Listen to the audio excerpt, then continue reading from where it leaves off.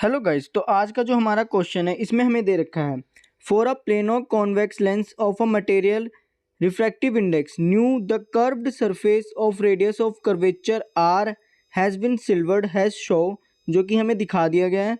It behave like a concave mirror of effective focal length. तो guys यहाँ पे हमें पहले ही बता दिया गया है कि जो अब ये सिस्टम है पूरा बिहेव करेगा एक मिरर की तरह, और कौन से मिरर की तरह, कॉनकेव मिरर की तरह। बस हमसे पूछा है कि इसकी इफेक्टिव फोकल लेंथ बतानी है। तो गाइस हम जानते हैं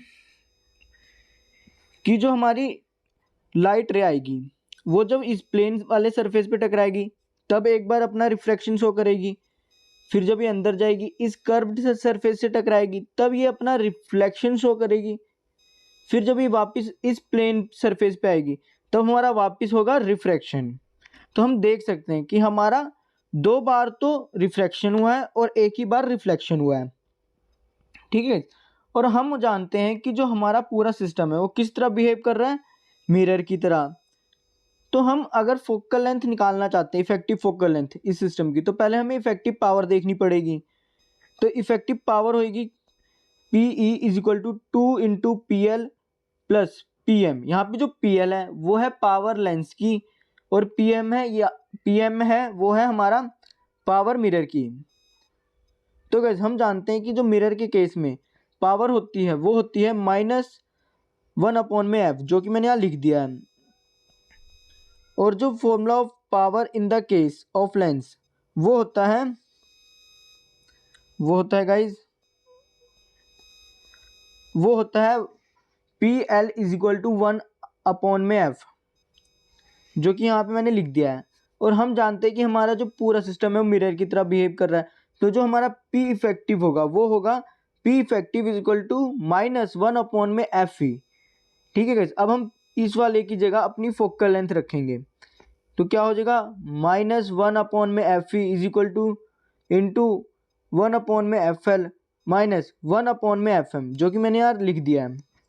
for finding the focal length of a lens be apply lens maker formula, वो भी हमने यहाँ पे रख दिया है। यहाँ पे आप जानते हैं कि न्यू एल है वो है लेंस का रिफ्रैक्टिव इंडेक्स, न्यू एस है वो है सराउंडिंग का रिफ्रैक्टिव इंडेक्स, और आर वन है वो जो हमारी कर्व्ड सरफेस है उनका रेडियस है। तो आर वन इस वाले लेंस के केस में इन्फिनिटी है, जैसा कि आप देख भी सकते हैं प्लेन सरफेस है इसलिए। और आर टू है ये हमारा नेगेटिव है, क्योंकि इंसिडेंट रे तो इस तरफ मूव कर रही है और हम इसका जो रेडियस मेजर करेंगे वो हम इस तरफ मेजर कर रहे हैं, यानी कि इंसिडेंट रे के अपोजिट, इसलिए हम इसका आर लेंगे वो नेगेटिव में लेंगे।